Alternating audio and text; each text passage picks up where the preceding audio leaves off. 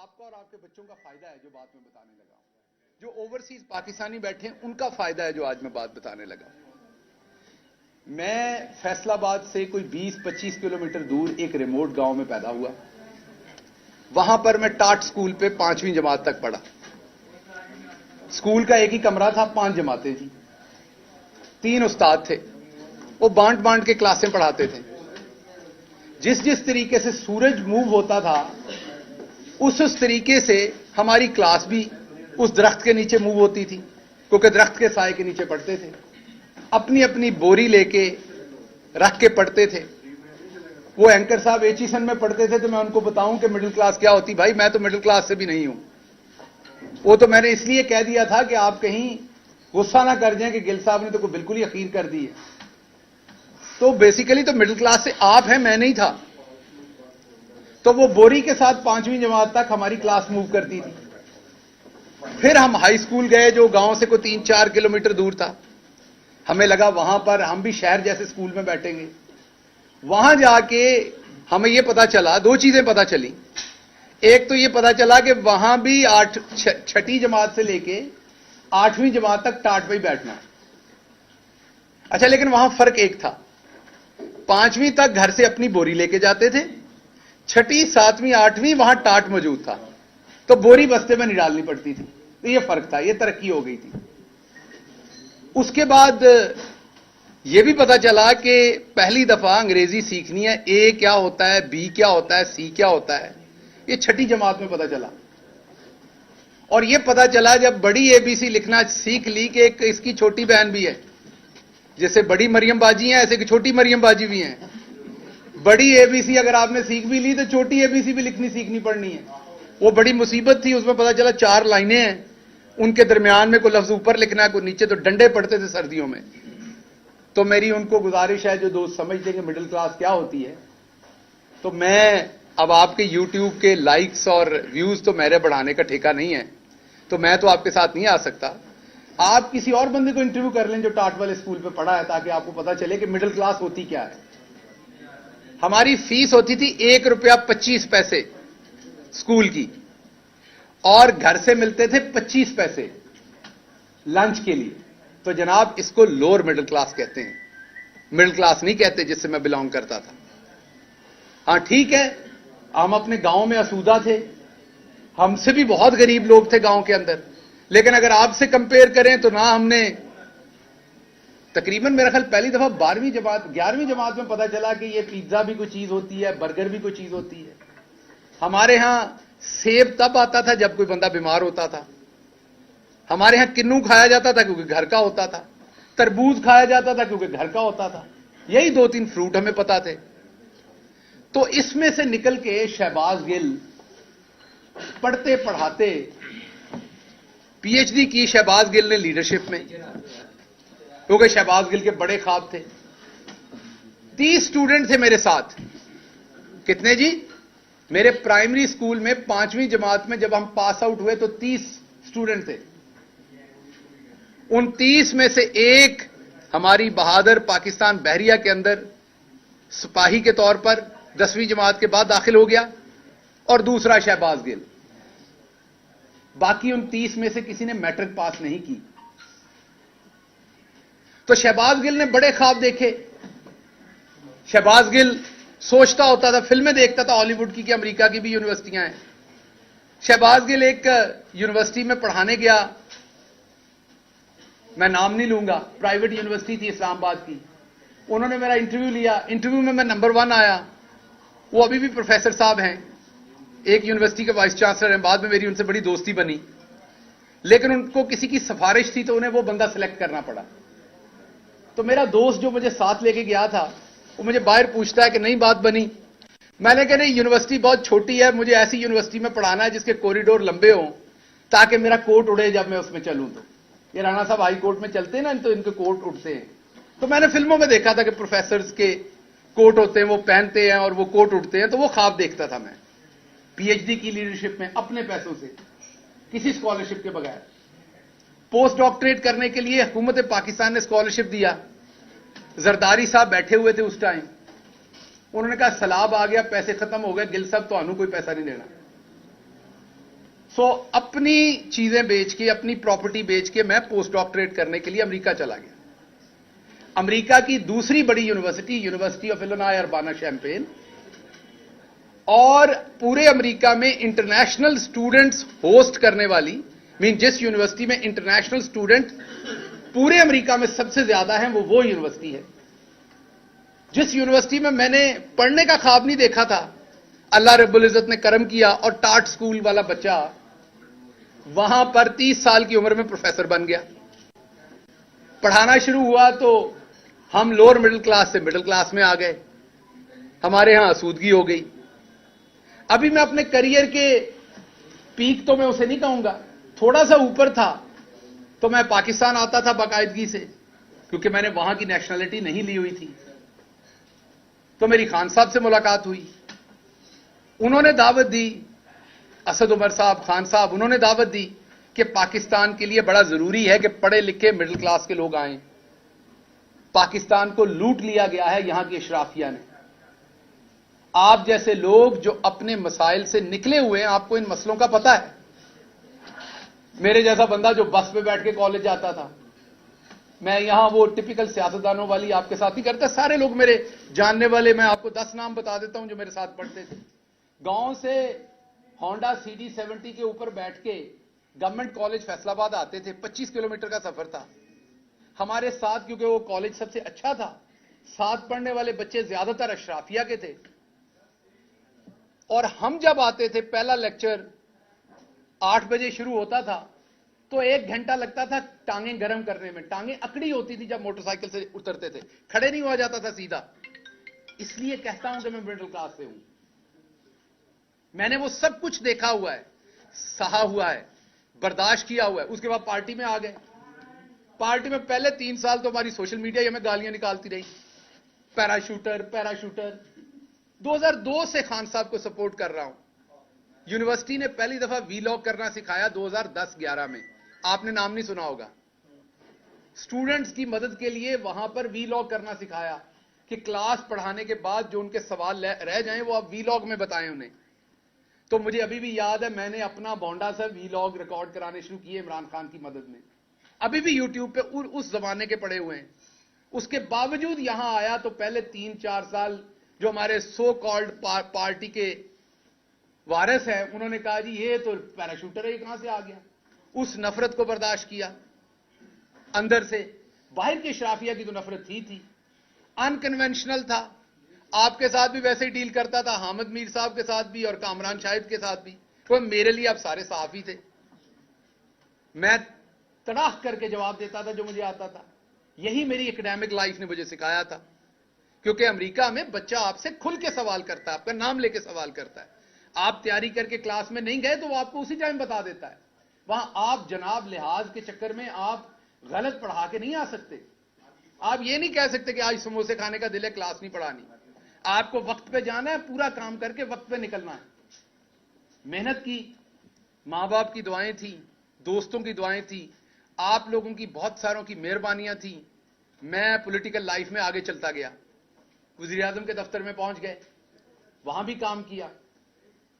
लेकिन जहां जहां मैंने काम किया, मेरे कंधों पर 29 लोगों का वजन था हमेशा। शहबाज गिल ने इसलिए फेल नहीं होना था और ना कभी इंशाल्लाह होगा, क्योंकि वो उन 30 लोगों को रिप्रेजेंट कर रहा था university of Illinois Urbana champagne में भी, वो उन 30 लोगों को रिप्रेजेंट कर रहा था यहां चीफ मिनिस्टर ऑफिस में भी, वो उन 30 लोगों को रिप्रेजेंट कर रहा था प्राइम मिनिस्टर ऑफ पाकिस्तान के ऑफिस में भी।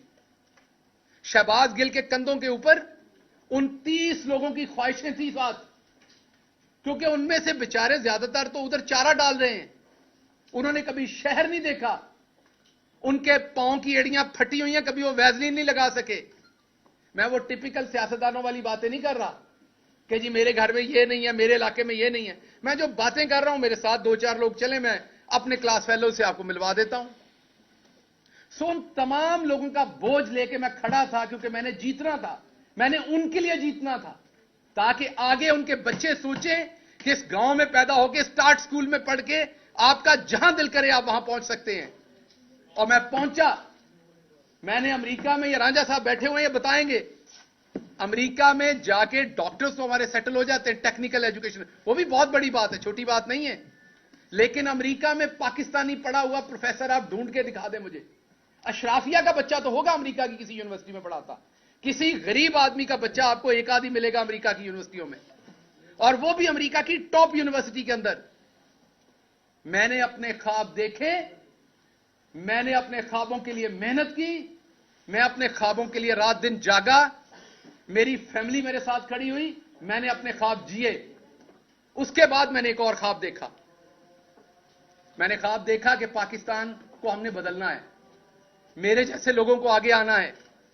हसन और हुसैन को हमारे मसले नहीं पता, वो बस की छत पर बैठ के नहीं गए कभी भी बोर्ड का एग्जाम देने के लिए।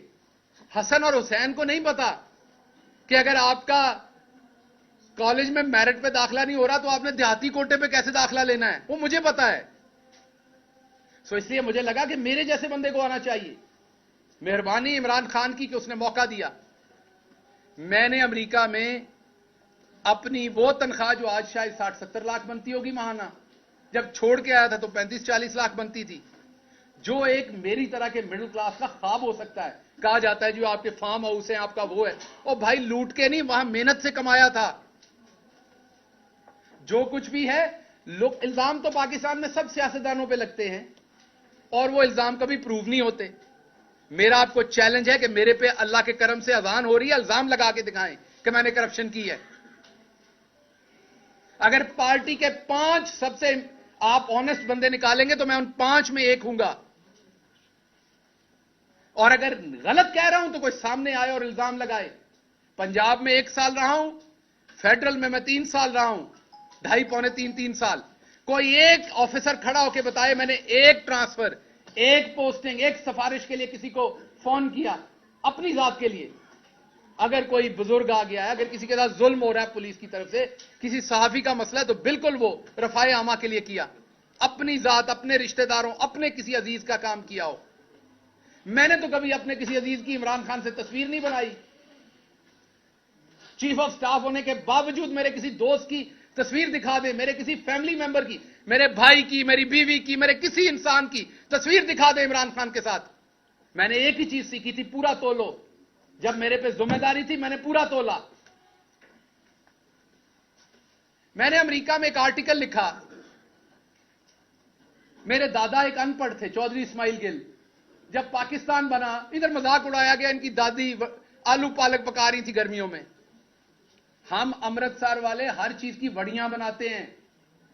सर्दी तब फ्रिजें नहीं होती थी, सर्दियों की आपकी जो सब्जियां हैं वो गर्मियों में इस्तेमाल होती, गर्मियों की सब्जियों। अब आप हमारा, क्योंकि उधर बॉर्डर बंद है, हमें पता नहीं इस कल्चर का। अमृतसर से जो लोग आए वो भी घरों में बनाते हैं। तो आपको इस बात का क्या पता कि हम गर्मियों में भी साग खाते थे, हम गर्मियों में भी आलू मटर हमारे पास होते थे, क्योंकि हम उसका जैसे आप अचार बनाते हैं इसी तरीके से वो सब्जियां भी सिक्योर हो जाती थी। बहरहाल इस बकवास पे मैं क्या जाऊं, मैं वापस आता हूं कि मेरे दादा बहुत परेशान थे कि उन्होंने पाकिस्तान आना है कि नहीं। ये मैंने आर्टिकल लिखा था अमेरिका में, दोबारा पब्लिश करूंगा। ये लिखा था जब आदित्यनाथ योगी के, क्या नाम है उसका, जो यूपी का चीफ मिनिस्टर बना, जब उसने कहा कि मुसलमान चले जाएं, तो मैं अमेरिका में प्रोफेसर था पाकिस्तानी, तो मैंने एक आर्टिकल लिखा था अमेरिका की अखबार में कि मेरे दादा बहुत परेशान थे कि उन्हें पाकिस्तान जाना है कि नहीं, क्योंकि सब कुछ छोड़ के जाना पड़ना था। उन्होंने फैसला लिया था और वो सारी उम्र जब तक यहां थे, जितनी देर जिंदा रहे, तो वो पूछते रहे, अनश्योर थे कि मैंने सही फैसला किया था कि नहीं। उसको देश कहते थे जब भी बात सुनाते थे। सभी के आपके बुजुर्ग जितने, वो देश कह के बातें सुनाते थे, आपको पता है। तो वो अनश्योर थे कि मुझे वहां जाना है कि नहीं जाना, छोड़ के आना चाहिए था कि नहीं। तो मैंने अमेरिका में बैठ के जवाब दिया था कि दादाजी आपका फैसला दुरुस्त था। अगर आज आप इंडिया में होते तो आपको आदित्यनाथ योगी जो है वो आपको 2-3 हजार रुपए देता, कहता टिकट पकड़ो और लाहौर जाओ। आपने अच्छा किया था, पाकिस्तान आ गए थे। वहां मुसलमानों के लिए पनाह नहीं है, घर नहीं है। लेकिन अगर मेरे दादा को यह पता होता कि मेरा पोता सारी मेहनत करके हर जगह पहुंचेगा, फिर उसे नंगा करके मारा जाएगा, तो शायद वो दोबारा सोचते कि मैंने जाना था कि नहीं। और मुझे अगर अमेरिका में यह लिखते हुए पता होता, और अगर मुझे आते हुए यहां पता होता कि मैं पाकिस्तान बदलने जा रहा हूं, आपने देखा हमारी पार्टी में, मैं अपनी पार्टी के हर शख्स का एहतराम करता हूं जो आज इमरान खान के साथ खड़ा है। इमरान खान जान की बाजी लगा रहा है इस कौम के लिए। जो उसके साथ किसी भी तरह से खड़ा है, मैं उसके पांव की धूल के बराबर भी नहीं हूं। लेकिन आपने एक सवाल पूछा अपने आप से, गिरफ्तारियां तो बहुत हुई, पर्चे भी बहुत हुए। वैसी किस्म का जो मैं बयान नहीं कर सकता यहां आपको, वो तशद्दुद सिर्फ शहबाज गिल पे, आवाज बंद सिर्फ शहबाज गिल की, 16 दिन घर वालों से, दोस्तों से, किसी से मिलने ना दिया गया, वो सिर्फ शहबाज गिल को। अदालतों में ट्रायल चल रहे, तेजी से यहां 3-3 साल फर्दे जुर्म आयद नहीं हुई। मेरे पे 2 महीने के अंदर फर्दे जुर्म आयद करनी, जिसमें सजाए मौत है, जिसमें उम्र कैद है। क्यों? क्योंकि मैं उस इस्माइल गिल का पोतरा हूं जो लोअर मिडिल क्लास से था, अनपढ़ था, वहां से उठ के यहां आ गया था। उसकी यह गलती थी। हिंदुस्तान के अंदर यही 124A जो दफा है, इसके ऊपर लोगों के ऊपर मुकदमात किए गए और सबसे ज्यादा मुसलमानों को गद्दारी के जुर्म में जेलों में डाला गया। हिंदुस्तान की सुप्रीम कोर्ट ने आखिर तंग आके इस कानून को अंग्रेजों का काला कानून कह के बंद कर दिया। आज हिंदुस्तान के अंदर किसी के ऊपर, इस दफा के ऊपर पर्चे नहीं हो सकते, और मेरे ऊपर 2 दर्जन गद्दारी के पर्चे दे दिए। मैं कहां से गद्दार हूं? मेरा बाप कहां से गद्दार है? मेरा दादा कहां से गद्दार है? हम अपना सब कुछ छोड़ के इस मुल्क में 2 दफा हिजरत की हमने। मेरा दादा सब कुछ छोड़ के आया, मुझे मौका मिला, मैं दुनिया के सबसे सुपर पावर में गया, वहां की सबसे बड़ी यूनिवर्सिटी में गया, मैं टॉप सैलरी ले रहा था, अपने सारे मटेरियल खाब जी सकता था, सब कुछ छोड़ के, अपनी फैमिली वहां छोड़ के मैं यहां आया। मुझे सबने मना किया, मुझे पछतावा नहीं है, मैं इसकी कीमत दे रहा हूं। लेकिन आपको बता रहा हूं, ओवरसीज पाकिस्तानियों को बता रहा हूं, आपको यह बुखार नहीं होना चाहिए। मैंने आज रांझा साहब को बताया, इनको भी बड़ी चुल है यहां सियासत करने की। मैंने कहा आपको यह बुखार नहीं होना चाहिए, चुप करके वहां अपना काम करें, पाकिस्तान की मदद करनी, वहां से पैसे भेजें बस। खबरदार, आप मिडिल क्लास के लोगों ने सोचा कि आप सियासत करके इन वडेरों के बराबर बैठ सकते हैं। क्योंकि मैं इनसे डरता नहीं था, मैं बराबर के जवाब देता था, मेरे अंदर खौफ नहीं था। मैं इन वडेरों की औलाद को बराबर टीवी पे टक्करता था। मुझे तब भी धमकियां दी जाती थी। मैं वाहिद हूं पीटीआई में जिसने पीटीआई की हुकूमत में आप सबके सामने हाईकोर्ट में केस भुगते, मुंह पे स्याही डलवाई, अंडे खाए, जूते मारे गए मुझे। मेरी अपनी हुकूमत, मेरा अपना चीफ मिनिस्टर, मेरी अपनी पुलिस मुझे प्रोटेक्ट नहीं कर सकी तब। क्यों? क्योंकि मैं मिडिल क्लास से था। यहां आप किसी और की हुकूमत में किसी शहजादे को हाथ लगा के देखें, ऐसी की तैसी आपकी। गरीब को तो ऐसे उठाते हैं, गरीब को तो ऐसे उठाते हैं, मिडिल क्लास के बंदे को तो ऐसे उठाते हैं जैसे उसका कोई हक ही नहीं है। एफआईआर देते हैं, मैं देखता हूं उसमें जो दफात लगी हुई हैं, इतनी तो जमातें नहीं मैंने पढ़ी सारी जिंदगी में जितनी आपने दफात लगा दी मेरे ऊपर। और मेरे बयानों को अपनी मर्जी से तोड़ मरोड़ कर पेश किया। आप कहते मैंने ये गुनाह नहीं किया, नहीं आपने किया है, जबरदस्ती है आपके ऊपर कि आपने किया है गुनाह। अब क्या हो रहा है? छुपा के एफआईआर दी जा रही है। अगर मैं पॉइंट आउट करता हूं, कहते पार्टी छोड़ रहा है। लोग अपने अपने वीलॉग्स के व्यूज बढ़ाने के लिए शहबाज गिल पार्टी छोड़ने की सोच रहा है। शहबाज गिल ने अपना सब कुछ जला दिया इस मुल्क के लिए, इमरान खान के साथ अभी भी खड़ा है, पार्टी छोड़ने के लिए खड़ा है। सो इसलिए मैं आज की प्रेस कॉन्फ्रेंस में जो सबसे इंपॉर्टेंट बात आपसे करने जा रहा था वो अब करने जा रहा हूं। मेरे ऊपर एक बलूचिस्तान में एफआईआर दी गई जिसको हमने वहां पर वकला हायर किए। आम बंदे के लिए आम बात है, अमीर आदमी के घर में कोई बीमार हो जाए ना, आम बात है, ड्राइवर होता है, मैनेजर होता है, हॉस्पिटल फोन हो जाता है, वहां सब कुछ तैयार हो जाता है। ये पीछे असलम साहब खड़े हैं, इनसे पूछें हमारे जैसे फैमिलियों में जब कोई बीमार होता है तो क्या होता है, पहला फिक्र पैंदी है पैसे कितों ले आने ने। चलें ठीक है, मैं आप लोगों में से आसूदा हो गया अमेरिका जाने में, लेकिन जानता तो हूं ना ये सारे मसले। इसी तरह जब केस बनता है ना गरीब आदमी पे, मिडिल क्लास पे, तो उसको पता होता है मैंने उस अदालत में पहुंचना कैसे, मैंने वकील कहां से करना है, मैंने इस मुकदमे को कैसे लड़ना है। क्योंकि आपका वो अशराफिया का नेटवर्क नहीं है जिसने आपको परों में छुपा लेना है। बलूचिस्तान में केस हुआ, बलूचिस्तान की हाई कोर्ट में गए, बलूचिस्तान के जज साहब ऑर्डर कर रहे हैं कि अगर कोई और एफआईआर है शहबाज गिल पे तो वो ले आओ। बलूचिस्तान के जज साहब के साथ झूठ बोला जाता है, एफआईआर नहीं लाई जाती उनके सामने, जो होती है उसे वो कानून के मुताबिक क्वैश करते हैं और एक एफआईआर करके छुपा के रखी जाती है ताकि जब इस्लामाबाद में कोर्ट की तारीख भुगतने जाए इसको फिर दबोच लो, क्योंकि इस्माइल गिल का पोतरा है ना, ये कौन सा किसी नवाब का पोतरा है, दबोच लो दोबारा। लाहौर के हाई कोर्ट में आता हूं, मेरा सलाम है जजेस को, अल्लाह की कसम, जितने पेशेंस के साथ इस मुल्क के जजेस कोशिश कर रहे हैं इस टाइम, शायद ही कोई और कर रहा हो, लेकिन जो पूरा निजाम बना दिया गया है, ये जो इस टाइम हुकूमत बैठी हुई है, इनकी जो हटदर्मी है, जिस तरह जजेस के फैसलों को ये ब्रेक करते हैं, जिस तरह उसको रोकते हैं, उसका कहीं मुजाहरा हमने नहीं देखा पहले। 6 के करीब हेयरिंग्स हुई, हर दफा जज साहब ने कहा लाएं कौन सी एफआईआर है, झूठ बोले गए, नहीं बताया गया। अभी पिछली हियरिंग में भी एफआईआर की पूरी तफसील नहीं दी गई, सिर्फ यह बताया गया कि हां जी बलूचिस्तान में एक और एफआईआर है। तो मेरा सवाल है, यह बलूचिस्तान हाई कोर्ट के जो ऑनरेबल जज का फैसला था कि कोई और एफआईआर है तो सामने लाएं, उसकी बेतौकीरी करने की जरूरत किसकी हुई है? मैं तो चलो मिडिल क्लास हूं, मेरी तो आप बार बार करेंगे, मैं तो एक गद्दार आपको मिल गया हूं, मुझे तो आप 2 डालेंगे तो 2 डालें, लेकिन कम से कम इससे 2 फायदे होंगे। एक तो मेरे जैसे किसी और को अमेरिका में बैठे बुखार नहीं होगा, वो दोबारा इधर को नहीं चढ़ेगा। आप लोगों के 2 ही काम है, उधर से आईफोन खरीदें 8-7, शैम्पू खरीदें, बॉडी वॉश खरीदें, इधर के लिए और तोहफे खरीदने, बैग बनाएं, इधर हंस के तस्वीरें खिंचवाएं और वापस दफा हो जाएं।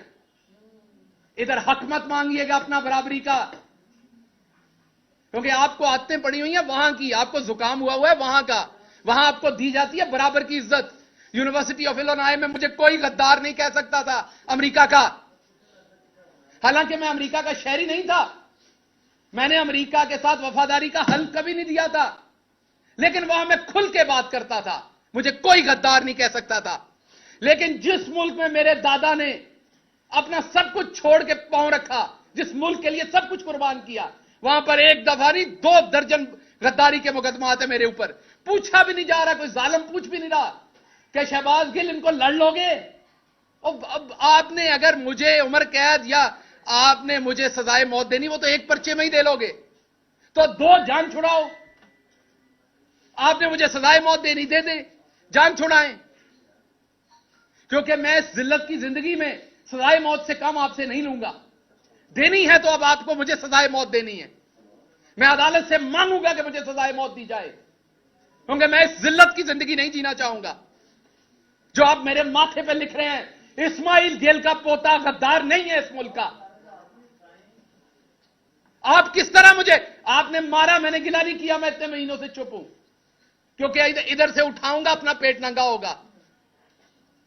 मेरा मुल्क है ना, नहीं बात की मैंने, किसी ने कहा डर गया। आपने देखा जो आपके पास 1 घंटा 2 घंटे रहे, उन्होंने बाहर आके क्या किया? मैं 16 दिन रहा आपके पास, मैं चुप हो गया। सब्र है हम लोगों में, हम गांव के लोग हैं, हमें बड़ा सब्र है, हम लगे हुए जख्म भी माफ कर देते हैं, बहुत सब्र है, लार्जर गुड के लिए बहुत कुछ करते हैं हम लोग। मुझे पता है मेरे मुल्क को इसका नुकसान होना है। मुझे मेरी यूनिवर्सिटी ने कहा कि बताओ यहां किसको लिखना है। आपको पता है मैंने आज तक अमेरिकन एम्बेसी को खत नहीं लिखा, मेरी बीवी वहां बैठी है, मैंने उसे मना किया आपने किसी को ईमेल नहीं करनी। यहां किसी को जुकाम हो जाए तो ये हर फॉरेन जो कोई एनजीओ उसको लिखते हैं, यूएन में लिखते हैं, कहां कहां लिखते हैं। मैंने अपनी सारी फैमिली को मना किया कि नहीं लिखना, इंसाफ पाकिस्तान में लेना है, पाकिस्तान को बाहर बदनाम नहीं करना। यह सच है कि मेरे पे तशद्दुद हुआ, मेरे पास तस्वीरें हैं उसकी, लेकिन क्या बाहर जाके नंगा करूं अपने मुल्क को? तो मैंने अपनी पूरी फैमिली को मना किया कि आपने किसी बैरूनी इदारे को नहीं लिखना, इस मुल्क की तौकीर को नहीं छेड़ना आपने। तो उसका सिला अगर सजाए मौत है तो दे दीजिए, लेकिन ये बार बार मुकदमे ना कीजिए। मिडिल क्लास हूं, तकलीफ होती है, मैंने हराम नहीं कमाया हुआ गवर्नमेंट में, मैंने लोगों को हराम कमा के नहीं दिया हुआ। मैंने ट्रांसफर पोस्टिंग डीसी डीपीओ नहीं लगवाए हुए। मैंने हाउसिंग अथॉरिटीज के एनओसीज नहीं लेके दिए हुए। मैंने ग्रिड स्टेशंस के एनओसीज नहीं लेके दिए हुए। मुझे तकलीफ होती है इन केसेस को लड़ते हुए।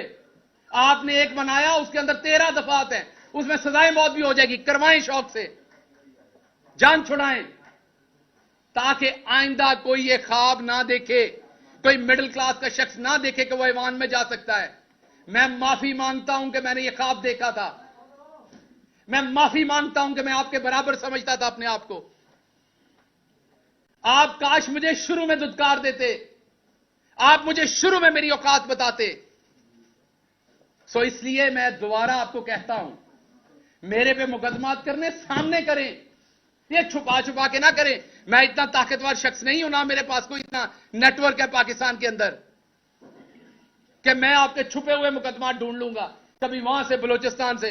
वो मैंने जहां पे मेरे पे मुकदमा किया, मैंने देखा है वो 22 घंटे की मुसाफत है। तो उससे बेहतर नहीं आप इधर ही सजाए मौत दिलवा दें। मेरे घर वालों को लाश लेने की भी आसानी होगी। वहां से उस जेल से कैसे लाश लेके आएंगे? तो कुछ तो सोचें। या ये जुर्म मेरा ये है कि मैं मिडिल क्लास से हूं, आपने फड़का के रखना है। मैंने कभी नहीं कहा कि किसी, इवन नून लीग के किसी बंदे को आज तक मैंने नहीं कहा कि उसे जेल में डालें।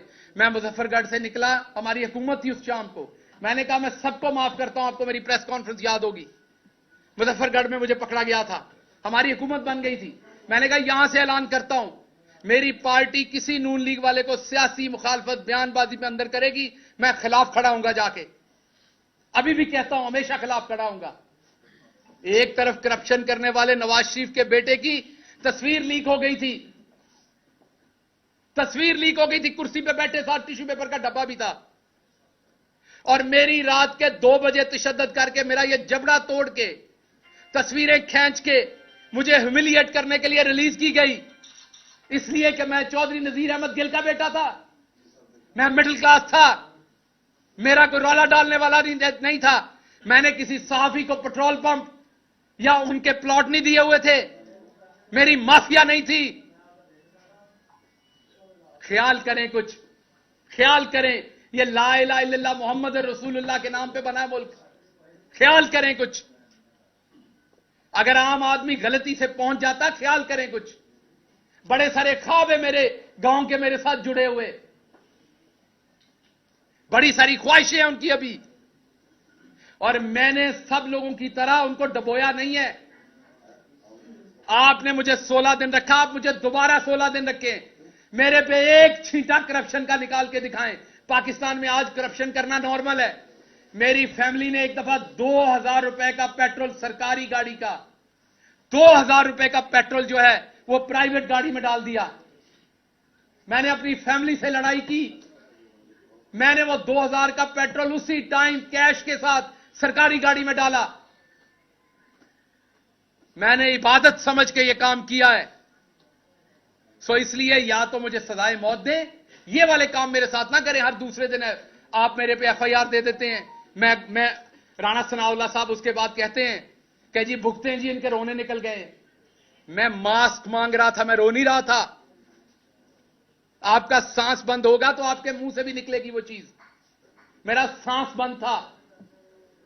मैं चुप इसलिए हूं कि मैं बोलूंगा तो उसमें बेतौकीरी है। मैं बुजदिली से चुप नहीं हूं, मैं बेतौकीरी से चुप हूं। गुस्सा है अभी मेरे अंदर, मैं किसी अपने के बारे में कुछ गलत ना कह दूं, क्योंकि मैं गलत, आप अपना आपके साथ गलत भी करता है ना, तो आप गलत वापस नहीं कह सकते। जिससे आपने सारी जिंदगी प्यार किया हो ना, आपके साथ वो ज्यादती भी कर जाए तो आप वापस गलत नहीं कहते। मुझे अदराक है कि मेरे मुंह से कुछ गलत नहीं निकलना चाहिए, वरना इससे ज्यादा मेरे साथ और क्या होना है। जो हो चुका है, जो हो रहा है, मेरी आपने पूरी जिंदगी पिछले 6 महीने में तबाह करके रख दी। आप यहां तक नहीं रुके कि आपने मेरी बीवी पे झूठे केसेस बना दिए। मेरी बीवी जो कि एक प्रोफेसर है, पढ़ाती है, वहां पे पढ़ती है, पीएचडी कर रही है, आपने उस पर झूठे केसेस बना दिए ताकि वो पाकिस्तान आ सके। मुझे आपने ईसीएल पे डाल दिया ताकि मैं अपनी फैमिली से ना मिल सकूं। सब कबूल है, गद्दार मत कहिए, गद्दार नहीं हूं मैं। और जो करना है वो एक एफआईआर में कर लीजिए, आपके हाथ में है। और मैं आपको बता दूं, मुझे किसी ने नहीं बचाना, मुझे यह भी बताया। अगर फांसी आपने देने का सोच लिया तो लगनी है, मैं हाजिर हूं, क्योंकि मैं बच नहीं सकता। तो मैं अब और क्या सोचूं, तो मैं हाजिर हूं, अब कर लीजिए। अगर जिंदगी इतनी लिखी तो ऐसे सही। लेकिन आपको पता है कि जिस दिन सजाए मौत दी जाती है उस दिन भी नहला के धुला के दी जाती है। उस दिन भी आपको खाना खिलाया जाता है, आपकी किसी सूरत तजलील नहीं की जाती। ये तजलील ना करें कि मुझे पता ही नहीं होता एफआईआर कहां है। मैं हर रोज नई एफआईआर ढूंढ रहा हूं, अदालतों के चक्कर लगा रहा हूं, जी बता दे मेरी एफआईआर कहां है।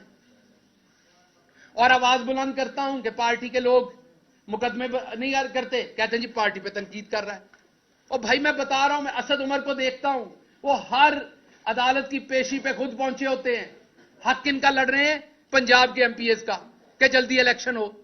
और वहां 3 एमपीएस होते हैं, बाकी कोई नहीं होता। तो क्या यह गलत बात है अगर मैं करता हूं तो इसलिए आपके कोई सवालात हैं तो मैं उनका जवाब दूंगा। मैं सिर्फ यह चाहता हूं कि आपने जिस तरीके से फवाद चौधरी के केस में 4 दफा हाईकोर्ट के जज की बेतौकीरी की, इंडियन सुप्रीम कोर्ट फैसला दे चुकी है 124A पे। बंदयाल साहब, आप शान है पंजाब की, पाकिस्तान की, बड़ी बड़ी आपसे तौक़ात है, हम दुनिया की बेस्ट यूनिवर्सिटी से पढ़े हुए हैं। Please move your pen. अगर आप अभी जस्टिस नहीं करेंगे ऑनरेबल जज साहब, तो कब करेंगे? अगर इंडियन सुप्रीम कोर्ट हटा सकती है, अंग्रेज जो हमारे ऊपर गासिब था, हम जिसके गुलाम थे, वो कहता था इस केस में आप गद्दार हैं, अब तो ये हमारा अपना मुल्क है, अब हम गद्दार कैसे हो गए? या फिर बता दीजिए कि ये अभी भी सिर्फ अशराफिया का मुल्क है, मिडिल क्लास गांव के लोग अभी भी यहां गद्दार हो सकते हैं। बताएंगे किसी एक शहजादे को आपने गद्दार कहा हो? बताएंगे किसी एक शहजादे पे आपने चला होगा तो हबीब जालिब पे चला होगा, चला होगा तो फैज पे चला होगा। मिडिल क्लास के लोगों को ही गद्दार कहा गया, उन्हीं पे केसेस चले। तो इसलिए मेहरबानी कीजिए चीफ जस्टिस साहब, आपकी खामोशी भी अब तकलीफ देती है। मेहरबानी कीजिए, पाकिस्तानी आपकी तरफ देख रहे हैं। पूरे एहतराम से मैं कह रहा हूं, मैं पूरे एहतराम से जजेस को कह रहा हूं कि आपकी तरफ देख रहे हैं। मैं आपसे यह भी वादा करता हूं, कोई आया तो मैं उसे एयरपोर्ट पे खुद रोकूंगा। मैं आप किसी ओवरसीज पाकिस्तानी को सियासत में नहीं आने दूंगा जो ईमानदारी से सियासत करना चाहता है। हां, वो वाले तो आएंगे जो आते हैं, वजीर आजम बनते हैं, काम पूरा करते हैं, बक्सा उठा के वापस चले जाते हैं। कोई हमारी तरह का आने लगेगा ना मिडिल क्लास, तो मैं उसे कहूंगा नहीं आना। मुझे यह समझ आ गई है कि हमारी ये औकात नहीं है। मुझे अच्छी तरह से समझ आ गई कि हम इस चीज के लिए नहीं बने। मुझे यह भी अच्छी तरह समझ आ गई, इवन यहां बैठे भाइयों ने भी अभी मेरे कपड़े उतारने हैं, शहजादों के नहीं उतरने। शहजादों से सवाल नहीं, ऊंची आवाज में सवाल नहीं हो सकता। यहां पे बैठे भाइयों ने भी, डॉक्टर साहब आप तब ये किया करते थे, आप अपनी हुकूमत में ये किया करते थे, आपको तब शर्म नहीं आती थी, आपको तब ख्याल नहीं आता था। क्योंकि आपको भी पता है आगे मिडिल क्लास बैठा हुआ है। सो ये हमने पूरा माशरा जानवरों का माशरा बना दिया है। इवन जंगल में भी हकूक होते हैं, हमने जंगल से भी ऊपर काम कर दिया है। मैं नहीं बोलना चाहता, इसलिए खुदारा दोबारा सोचिए। हम इस मुल्क के शहरी हैं, हम इस मुल्क से मोहब्बत करते हैं। इस मुल्क के अदलिया हो, कोई भी इदारा हो, हर इदारे का एहतराम करते हैं, मोहब्बत करते हैं। पॉलिटिकल डिफरेंसेस हो सकते हैं,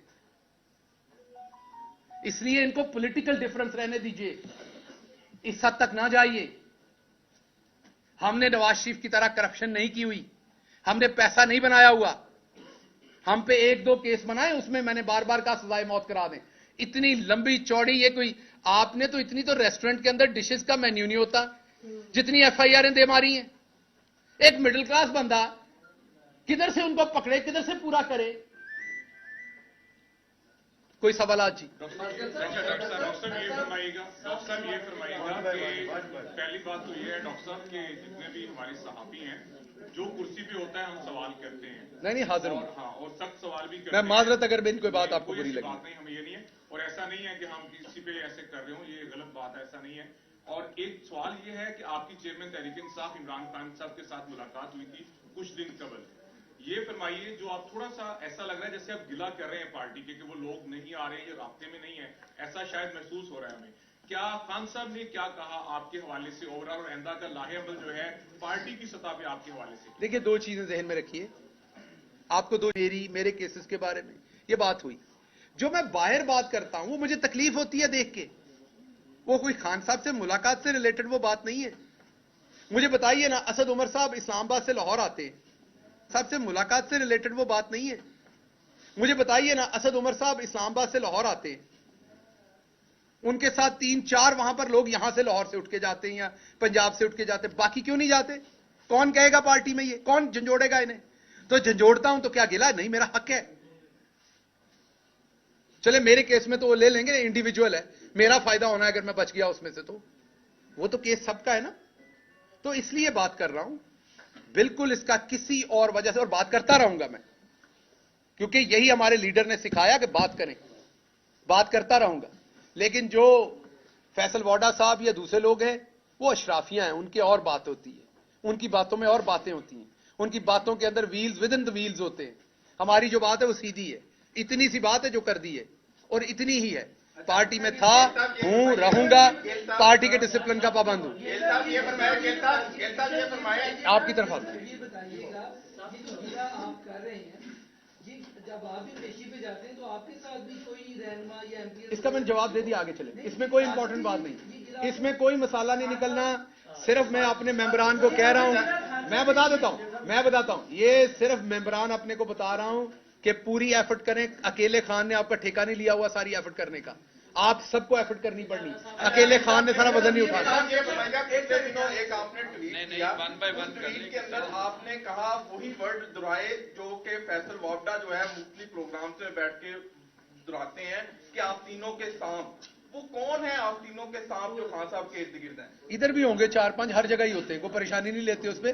मफाद परस्त लोग हैं। जब दोबारा अगर हुकूमत में आए, इमरान खान साहब के अच्छे दिन हुए तो फिर आपको जरूर बुला के बताऊंगा, अभी नहीं।